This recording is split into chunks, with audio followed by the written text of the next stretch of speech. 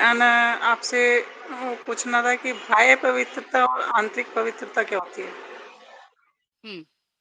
अच्छा प्रश्न है बाह्य पवित्रता और आंतरिक पवित्रता।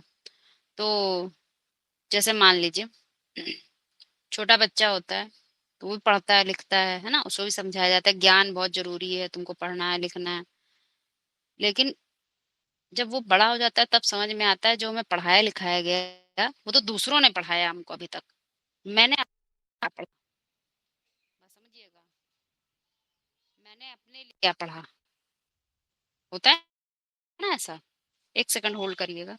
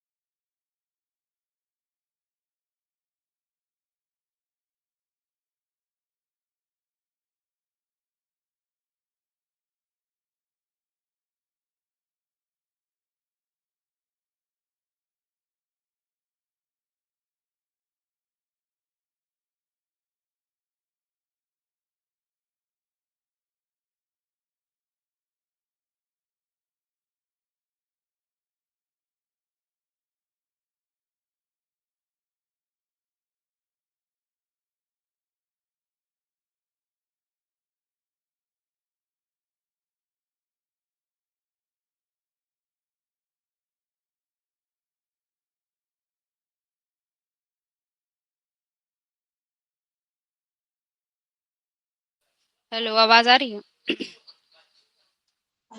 जी, ज़रूर। हाँ, तो बात चल रही थी बाह्य पवित्रता की और आंतरिक पवित्रता की। जो जब तक बच्चा पढ़ रहा होता है, जब तक उसे दूसरे लोग पढ़ा रहे होते हैं, बता रहे होते हैं, तुम्हें ये करना है, वो करना है। फिर एक टाइम वो इतना बड़ा हो जाता है तो समझने लग जाता है, ये तो दूसरों ने हमें पढ़ाया है, अभी तक मैंने अपने लिए क्या पढ़ा, ये तो मेरे उसे पता ही नहीं चलता है।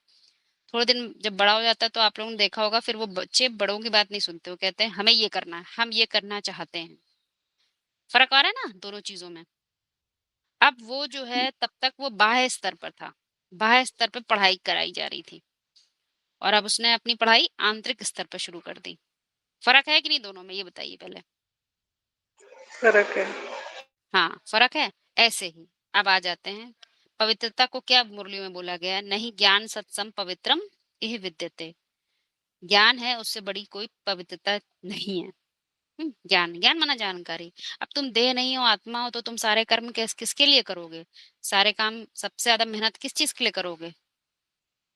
आत्मा बनने के लिए। हाँ, आत्मा बनने के लिए करोगे। अब तुम्हें जो भी कुछ करना पड़े, ये तुम्हें अपने ऊपर लेना है। तुम्हें कुछ भी करना है, जो भी कुछ करना है, कितना भी करना है, तुम्हें सारा प्रयास आत्मा बनने के लिए करना है। आत्मिक स्थिति तुम्हें पता है सबसे बड़ी चीज यही है, क्योंकि तुम्हें मालूम है यदि मैं आत्मा बनने का पुरुषार्थ नहीं करूंगा तो मैं बहुत नीचे गिर जाऊंगा, क्योंकि मैं देह हूं ही नहीं।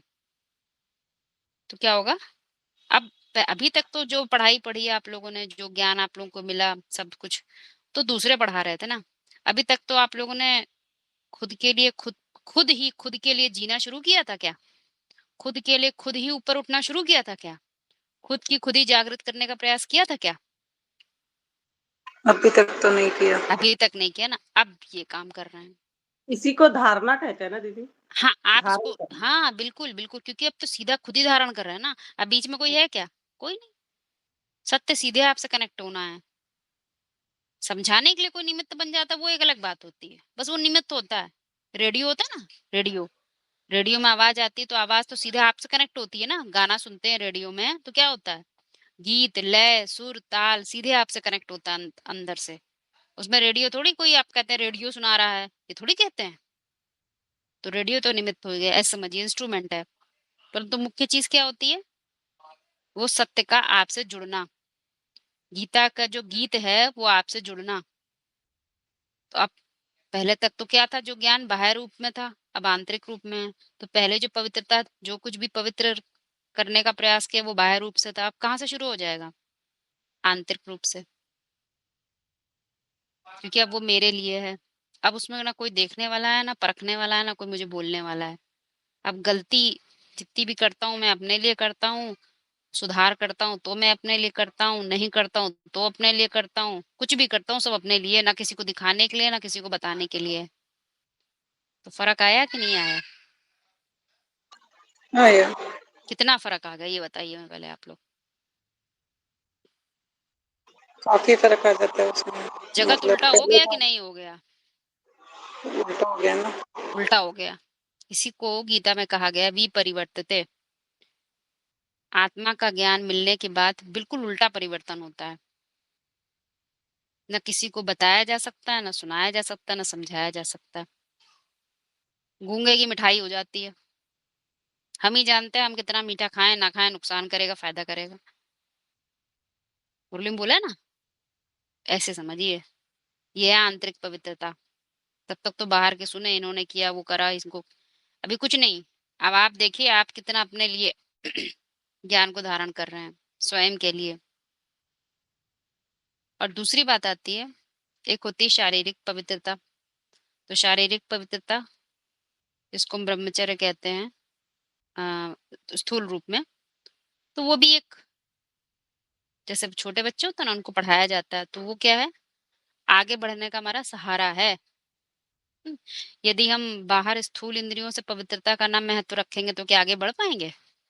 उसका भी महत्व अपनी जगह है ना।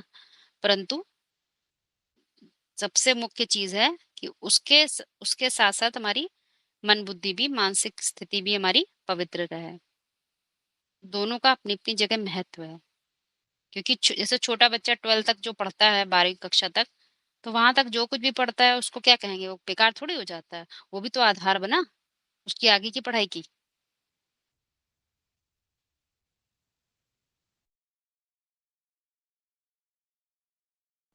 तभी बाबा बोलते हैं कि सुंदर मेला कर दिया सतगुरु मिला दलाल, माने वो सत्य हमारे लिए गुरु बन जाता है। हाँ बिल्कुल, सत्य ही तो गाइड करेगा। कोई व्यक्ति क्या गाइड करेगा हमको? जब हम कहते हैं हम ईश्वर का ज्ञान पढ़ते हैं तो ईश्वर ही गाइड करेगा।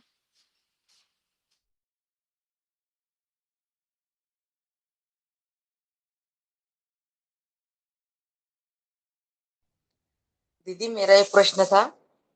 बाबा बताते हैं ना कि आत्मा ही अपना शत्रु है और आत्मा ही अपना मित्र है। तो क्या आत्मा ही दुख और सुख लेने का निर्णय करती है? खुद आत्मा निर्णय लेती है दुख और सुख का, जन्म और हाँ जी, मृत्यु का? आपने बोला आत्मा, मित्र और आत्मा का शत्रु अर्थ का? बताएं। आत्मा का अर्थ क्या है? वही मन तो मन बुद्धि की बुद्धि। शक्ति, हाँ, है ना। मन बुद्धि की शक्ति। मन हाँ। बुद्धि की शक्ति। बुद्धि लेती है निर्णय, और हम्म। जो निर्णय ले लिया जाता है उस पर मन चलता है। तो अब बात आती है बुद्धि निर्णय किस आधार पर लेती है? यदि बुद्धि एकाग्र नहीं है, सूक्ष्म नहीं है, तो क्या सही निर्णय ले पाएगी? नहीं ले पाएगी, फिर भी नहीं तो ले ले ही पाएगी। लेती है ना हाँ तो निर्णय। लेगी तो वो निर्णय कैसा होगा? वो शत्रु क्रिएट करेगा कि मित्र क्रिएट करेंगे? मित्र शत्रु बनाएगा कि शत्रु? शत्रु बना लेगा अपने लिए। शत्रु बनाएगा, अपने लिए ही अपने शत्रु बनाएगा। क्योंकि उसने अंदर यानी अंदर वो सत्य खुद ही जिम्मेदार है ना फिर। शत्रु और मित्र का, दुख और सुख का वो खुद ही जिम्मेदार है ना आत्मा फिर।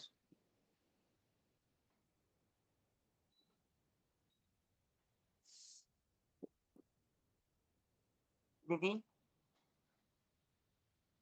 हाँ बिल्कुल। हाँ, वो खुद ही जिम्मेदार है ना फिर।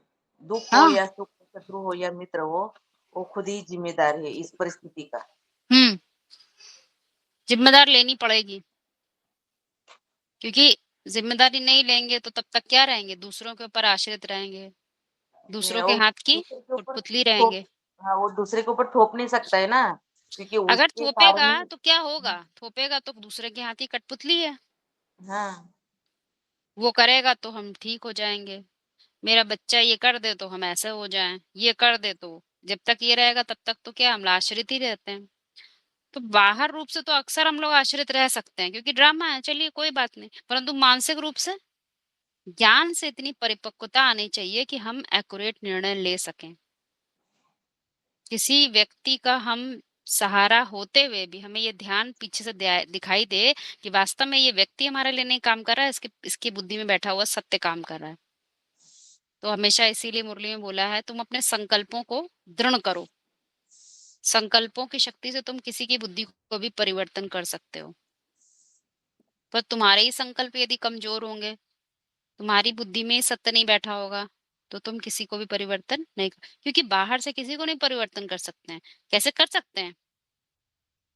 तो मुरली में एक बहुत अच्छा पॉइंट आता है, तुम उसमें प्रवेश कर जाओ। आगे चल के इतने बढ़िया तुम लोग की प्रैक्टिस पड़ा है कि तुम किसी में प्रवेश करके तुम किसी की बुद्धि घुमा सकते हो। मुरली में सुना है नहीं पॉइंट आप लोगों ने? सुना है, तो उसको सुना है ना? कैसे वेद, हाँ तो कैसे वेद में तो पहले आत्मा तो बन जाए। जब हम इतने सूक्ष्म बन जाते हैं तो हमें ये बात ड्रामे को ड्रामे की तरह देखना आना चाहिए, पहली बात।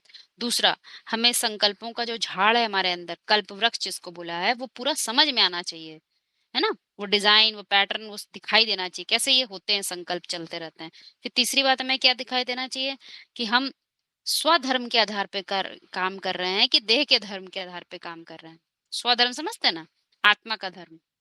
ऐसा तो नहीं हम देह के फायदे के लिए कोई काम संकल्प करने लग जाएं, तो नहीं काम होता है। आत्मा के क्योंकि आत्मा में ही सारा बल है। देह के आधार पे सोचेंगे अरे ये ऐसा कर दे, तो नहीं। आत्मा की उन्नति के लिए तुम रास्ते बनाओगे तो तुम्हें रास्ते मिलेंगे और बना भी सकते हो। ये बात स्पष्ट हो रही है ना? देह के आधार पर नहीं, देह की उन्नति के लिए नहीं, आत्मा की उन्नति के आत्मा की लिए। उन्नति हाँ, आत्मा की उन्नति के लिए आप चाहें तो किसी की बुद्धि को घुमा सकते हैं। वो भी जीते जी करना होगा। हाँ, इस और क्या? हाँ, मर के क्या? मर तो चुके और ही, मरे होगे कौन और मरेगा? हाँ, और इससे एक कनेक्टेड है दीदी, बाबा जो बताते हैं ना कि आप जब शरीर छोड़ते हो तो उससे 4 महीने पहले दूसरे के गर्भ में आपका पिंड तैयार होता है, तो ये आत्मा का तो वाइब्रेशन है, आत्मा की तो संस्कार है कि उसको कहाँ जाना है, वही तो निर्णय ले रहा है ना। बिल्कुल, वही निर्णय इसीलिए ले तो रहा, वही कहते हैं। यही शक्ति यहाँ पर हाँ डेवलप हो रही है हमारी। क्या हाँ हाँ, निर्णय लेना है, क्या नहीं लेना है, क्या सोचना है, क्या नहीं सोचना है, ऐसे करके सारी चीज तो हम यहीं पर ही वो हमारा बन रहा है, क्योंकि यहाँ पर सबसे सूक्ष्म है हम। बहुत ही सूक्ष्म है दीदी। तो इस तरह से हमें सारी चीजें अगर पता रहती हैं अंदर से, उसी का लगातार मंथन करते रहते तो हमें चीजें दिखती हैं। क्योंकि जैसे एक उदाहरण देते हैं आप लोगों को, जैसे मान लीजिए जो लोग बायोलॉजी पढ़ते हैं, जिसको हम ये कहते हैं ना बायोलॉजी, समझ रहे ना, ये शरीर का विज्ञान पढ़ते हैं, तो वो लोग पहले दिन ही ऑपरेशन नहीं करते। 3-4 साल तो पहले उनको सब थ्योरी पढ़ाई जाती है। जब थ्योरी पढ़ाई जाती है, उसके सूत्र पढ़ाए जाते हैं, तो वो दिमाग में उनके जाके छप जाते हैं। पहले किताब में छपे होते हैं, फिर वो समझते समझते जैसे लगता है वही किताब के सूत्र कहाँ छप गए, उनके बुद्धि में छप गए। अब उनके अंदर शरीर के अंदर जो संरचना है, हम्म, उसमें कैसे खून बहता है, कैसे हड्डियां हैं, कैसे बॉडी के पार्ट्स हैं, वो सब बिल्कुल फिट हो जाता है दिमाग में। चलते फिरते भी वो शरीर के अंदर का पूरा एक्सरे कर लेते हैं। कोई डॉक्टर से कोई चीज छुपी नहीं होती है, क्योंकि वो तुम्हारे देह नहीं देख रहा होता है कि तुमने कितना अच्छा कपड़ा पहना है, सुंदर कपड़ों से नहीं देखता, वो पूरे अंदर का एक्सरे कर लेता है, बीमारी कहाँ है वो निकाल लेता है। तो शरीर एक जैसे वो होता है ना, कोई मशीन की तरह वो शरीर को देखता है।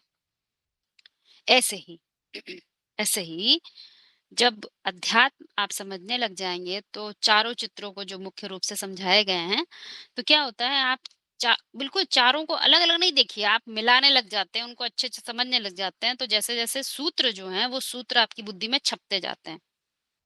फिर आप दुनिया को कैसे देखते हैं? व्यक्त दुनिया के पीछे छुपा हुआ अव्यक्त आपको दिखाई देने लगेगा। व्यक्त दुनिया के प्रपंच के पीछे छुपा हुआ अव्यक्त सूत्र, अव्यक्त जो आपस में कनेक्शन है सबके, कैसे चल रहा है, कैसे फॉर्मूले लग रहे हैं, कैसे सब कुछ होता है, वो आपको समझ में आने लगेगा। जैसे अभी हम क्या कहते हैं, अभी हम किसी कोई दूसरा व्यक्ति यदि हमसे लड़ने आता है ना, या हमें कुछ कहता है, तो हम उसको दूसरा व्यक्ति देखकर बात करते हैं या उसके प्रति व्यवहार करते हैं। ये व्यवहारिक जगत है। परंतु जब हम समझने लग जाते हैं तो हम जानते हैं ये कोई आया है, इस आत्मा मतलब मन बुद्धि उससे आई है हमसे टकराने के लिए। बात समझ रहे हैं ना?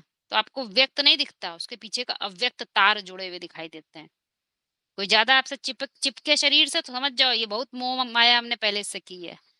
ये मोह का छुटकारा लेने आया, चलो इसे भी थोड़ा ज्ञान दे दें। ये भी बेचारा मोह से मुक्त हो।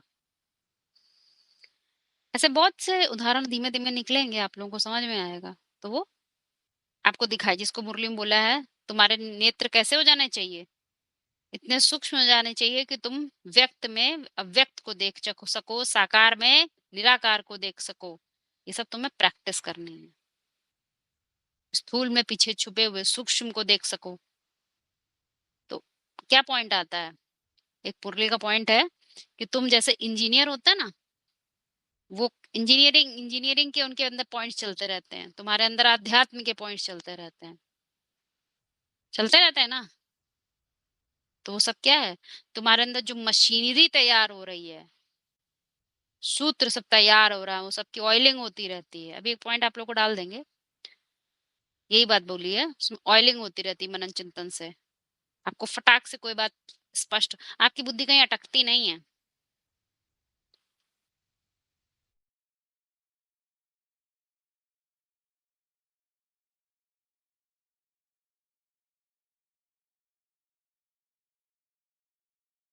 ओम शांति दीदी। आज 1511 नंबर मुरली में एक पॉइंट था कि तुम्हें जगदम्बा से किस जन्मों के लिए वर्षा मिलता है, तो वो कैसे हुआ? जगदम्बा से वर्षा मिलता है तो जगत पिता से भी नहीं मिलता है क्या फिर? जगदम्बा के पीछे कौन होता है? जगत जगत पिता ही को है। क्रिएट, हाँ, जगत को तो वो क्रिएट करने वाली माँ होती है। हम्म वो, उसको आप ऐसे समझिए, वो होती है देह की परिभाषाओं से बढ़ता है। जो जगत हम्म, है वो देह की परिभाषाओं से बढ़ता है। इसीलिए फीमेल को रज से जोड़ा जाता है। रज मतलब देवभान की मिट्टी से। नहीं, मेरा इस पॉइंट का मतलब मुझे नहीं समझ आया। जगदम्बा से तो वर्षा मिलता ही नहीं है। वर्षा तो हमें जगत पिता से मिलता है। जगदम्बा का नाम क्यों लिया गया आपने है? ये पॉइंट है आपने मेरा। जहाँ सुनिए सुनिए, आपने जहाँ पढ़ा है ना, पहले उसका जो कंटेक्स्ट होता है ना, निकालते हैं ना हम लोग, किस कंटेक्स्ट में बात कर रहे हैं, ये आपको थोड़ा निकालना पड़ेगा पहले।